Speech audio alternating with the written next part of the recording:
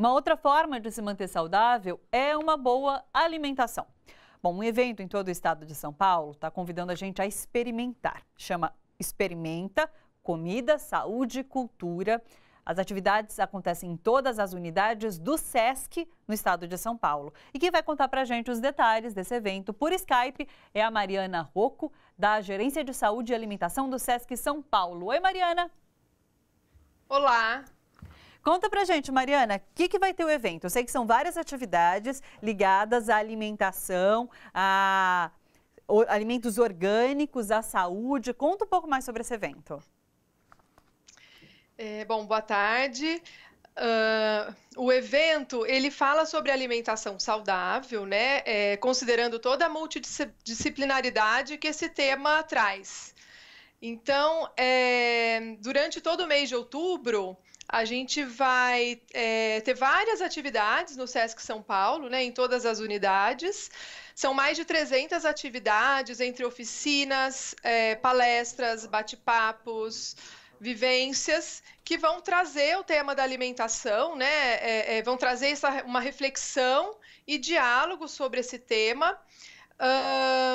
E a gente vai ter, inclusive, um evento de abertura desse projeto, que é um seminário internacional chamado Conexão Comida, que vai acontecer no SESC 24 de maio.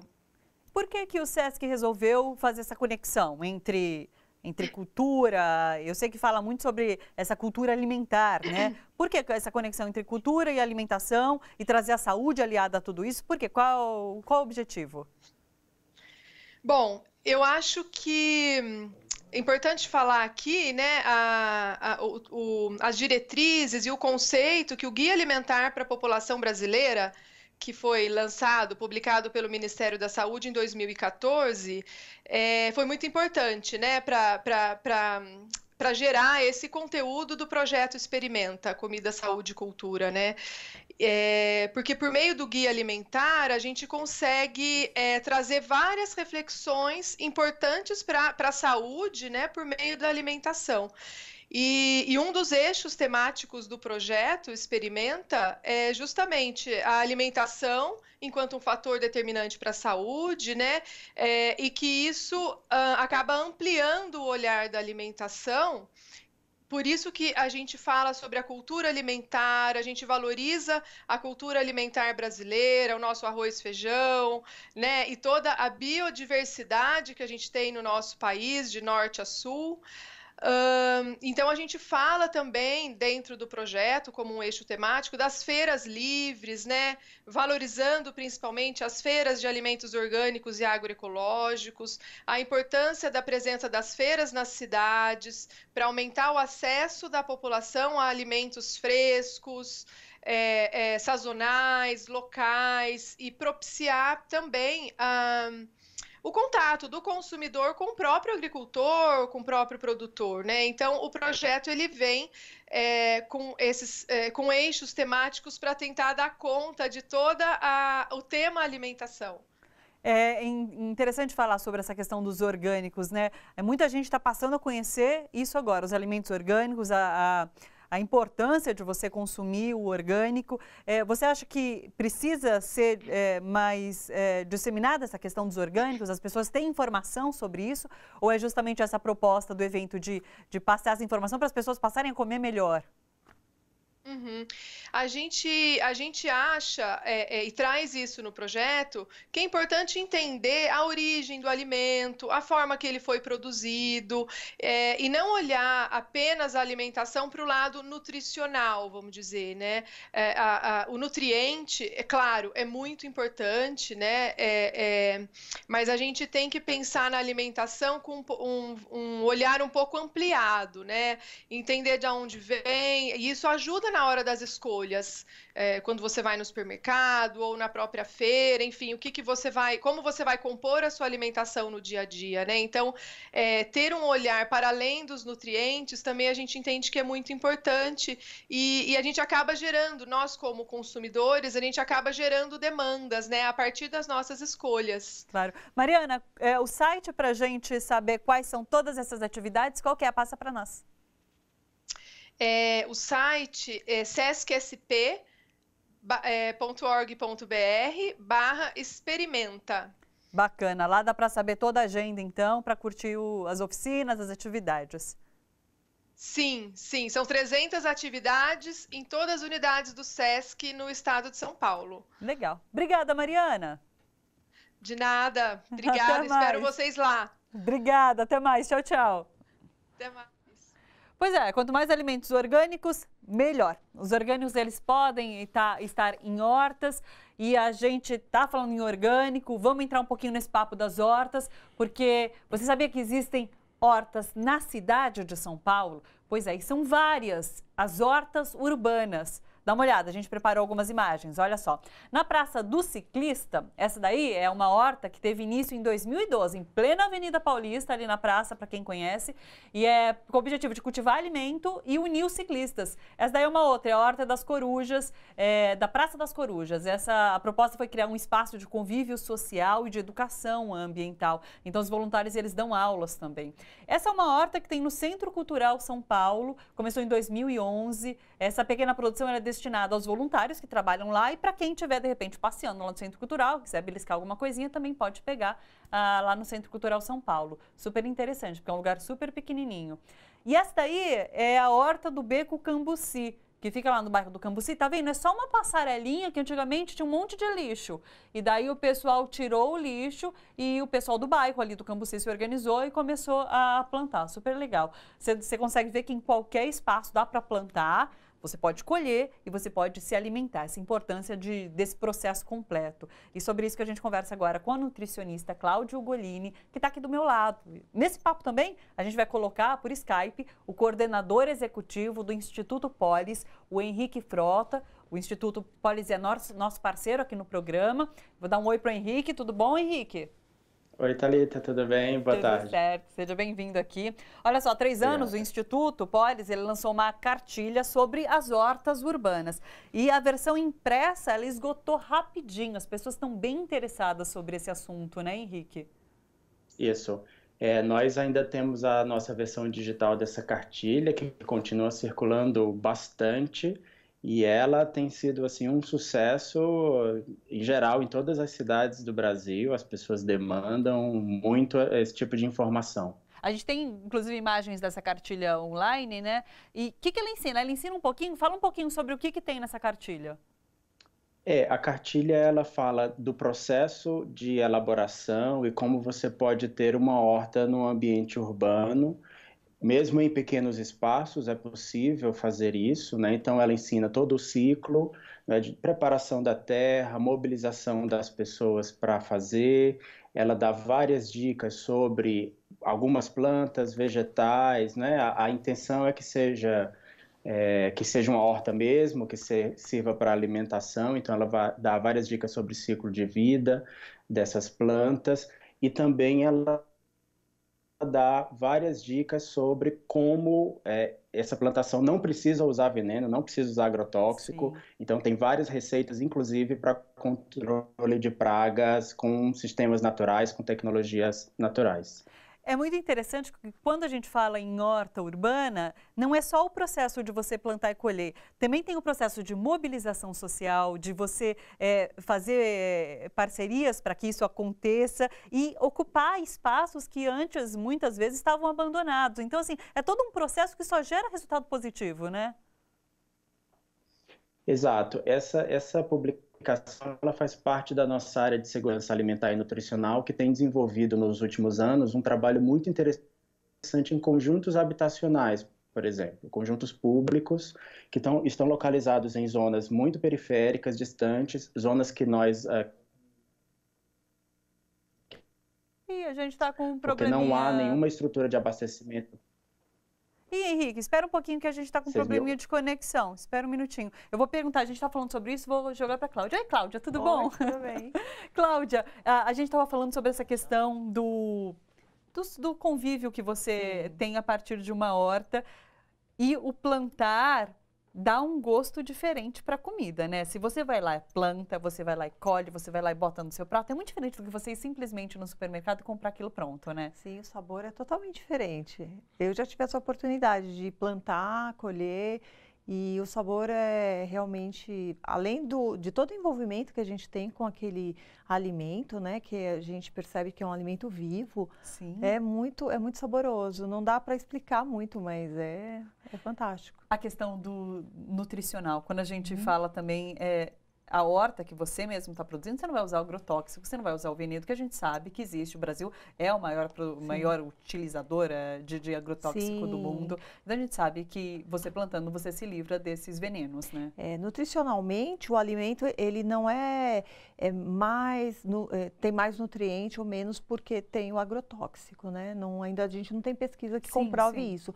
Mas, assim, o fato de você não consumir o veneno já é muito mais saudável. Claro. Né? E a horta urbana, ela tem, assim, essa função, porque como a moça do Senac estava falando, do Sesc, isso. É um alimento que está próximo de você, que você não tem o transporte de longa distância. Você tem que pensar se é um alimento natural, então que você garante que não teve nenhum acréscimo de nenhum veneno. E também a gente também aprende a trabalhar e consumir alimentos da época. Porque isso é uma coisa que deixa mais barato o alimento e é um alimento mais saudável também, porque você não precisa fazer grandes intervenções na natureza para ela produzir um alimento que normalmente dá em janeiro para você comer em julho, entendeu? Claro. É todo um ciclo de sustentabilidade, né? Que você respeita, né? Claro. O Henrique voltou com a gente aqui no Skype. Oi, Henrique. Você estava falando sobre a importância, então, de realmente, dos conjuntos habitacionais, de você reunir as pessoas num conjunto habitacional para fazer a sua própria horta, né? Exato. O processo de elaboração dessas hortas nesses conjuntos habitacionais, eles são, além de tudo, um processo de mobilização muito intensa e de integração social. Então, é uma tecnologia social muito interessante também para mobilizar os moradores e moradoras, resgatar vínculos afetivos, as relações de vizinhança. Então, como um processo, além de todos os benefícios nutricionais e reconectar-nos, né, com a natureza, ele também é um processo social muito interessante de mobilização. Bacana. Henrique, muito obrigada pela sua participação aqui no nosso programa. Até semana que vem. Agradeço. Até semana que vem. Até mais. Tchau, tchau. Olha só, a gente tem uma reportagem que mostra direitinho como funciona uma horta urbana. É a horta da Faculdade de Medicina da Universidade de São Paulo. Ela ocupa mais de 500 metros quadrados, tem planta medicinal, fruta, verdura, flor comestível. Vamos dar uma olhada. O espantalho protege o limoeiro, mas não espanta a abelha que se alimenta na flor da abobrinha. A abelha sem ferrão é o que mais se vê por aqui. Um paraíso. Um jardim improvável que brotou no sombrio concreto e se multiplicou ao calor do sol. Foi uma semana do meio ambiente aqui na faculdade e o pessoal queria fazer alguma coisa para comemorar a semana do meio ambiente. Aí a gente falou, por que a gente não faz uma horta, né? Porque está todo mundo fazendo horta em todo lugar, por que a gente não pode fazer aqui? A laje de 570 metros quadrados, em meio aos prédios da Faculdade de Medicina da USP, ganhou as primeiras mudas plantadas em tambores de plástico. E a ideia germinou. Começaram a surgir os primeiros voluntários. Gente como a dona Geralda, que aos 88 anos não mede esforços para vir à horta pelo menos uma vez por semana. Eu tomo ônibus até Santana, depois eu tomo o metrô da linha azul, desço no Paraíso e tomo o que vem para Vila Madalena. Para chegar nesse paraíso. Para chegar nesse paraíso. E a aposentada que veio à USP participar do grupo de saúde da terceira idade se candidatou a cuidar da horta. Uma vizinha amiga que falou, ela veio fazer tratamento aqui, ela viu a Gero Saúde, né? Então ela me trouxe para fazer a alimentação saudável, né? Aí eu fiz alimentação saudável, fiz musculação e depois surgiu a ideia da doutora Thaís montar a horta. Aí eu me candidatei, porque eu gosto muito de planta, né? Esse remédio é tão saudável que até a cardiologista toma pelo menos 2 doses por semana e prescreve a mesma receita para qualquer um. Eu recomendaria, não só pelas mudanças de hábitos alimentares, como até uma atividade social também, sabe, que faz bem para as pessoas.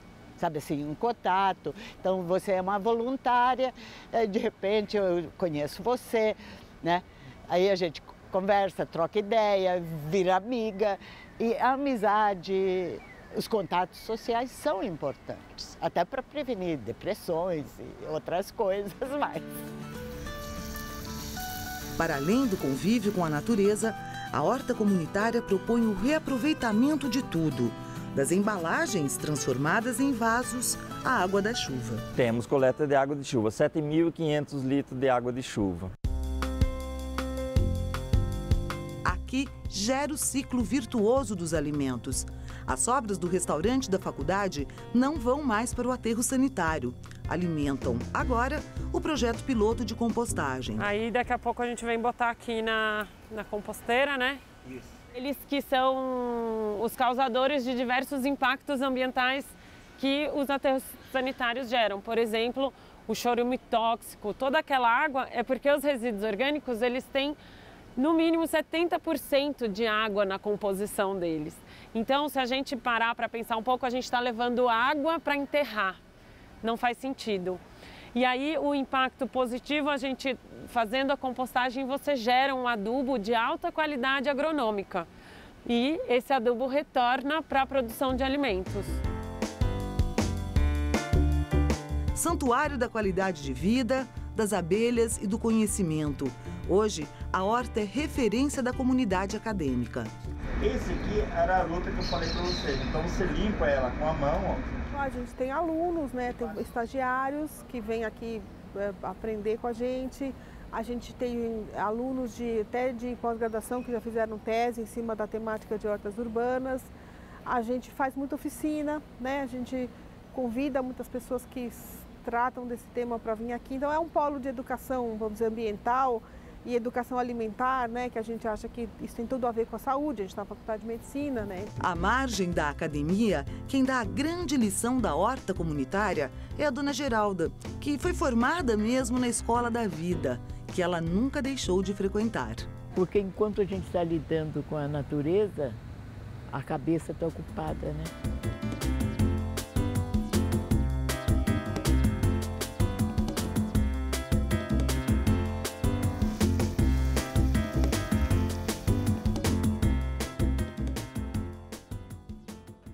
Legal, a pessoa inclusive está assistindo e já está pintando interesse aqui. Sim. Olha, a gente tem uma pergunta, o Marco Cordeiro mandou aqui para a gente.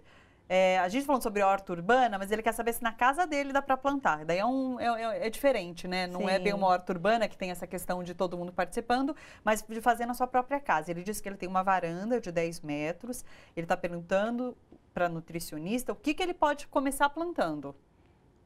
Eu acho que pelo tamanho que ele tem disponível, ele pode começar com uma hortinha de ervas aromáticas, salsinha, cebolinha, coentro. E também, assim, como tem um espaço um pouquinho maior, tem as verduras, né? Alface, tomatinho cereja, que é um alimento que você planta a sementinha, desse mesmo que a gente compra. Se a gente plantar, ele vai nascer. Então, acho que pode começar por aí, porque aí o prato dele começa a ter um pouco mais de vegetais, né? Sim, é uma coisa que você consegue ver uma transformação rápida no seu prato, né? Sim. De você ter a verdura que você mesmo plantou. Sim, aqui no Brasil a gente tem indicações de que, assim, o ideal seria a gente comer 5 porções de vegetais ao dia, incluindo frutas, verduras, legumes. E o brasileiro come uma média de 2 porções. É pouco, né? É bem pouquinho, a gente está muito abaixo da média. E o Henrique falava sobre essa questão dos conjuntos habitacionais. Muitas vezes são conjuntos que estão nas periferias e as periferias têm menos acesso a alimentos mais nutritivos, mais orgânicos. Então, plantar nesses espaços é muito importante, né? Sim, muito importante. A gente conhece essas áreas como desertos nutricionais, porque são lugares com baixa renda em que as pessoas fazem opção, pela dificuldade, por não ter dinheiro mesmo, de comprar alimentos ultraprocessados, do que uma maçã. Então, aí vai para o pacote de bolacha recheada, que tem mais acesso financeiro. Sim. Mas, infelizmente, totalmente pobre nutricionalmente falando, não tem nenhum nutriente. Não é? Por isso que é importante falar sobre a horta urbana para espalhar esse conhecimento para todo mundo. Sim, com certeza. Cláudia, muito obrigada pela sua presença aqui. Obrigada a vocês. Obrigada.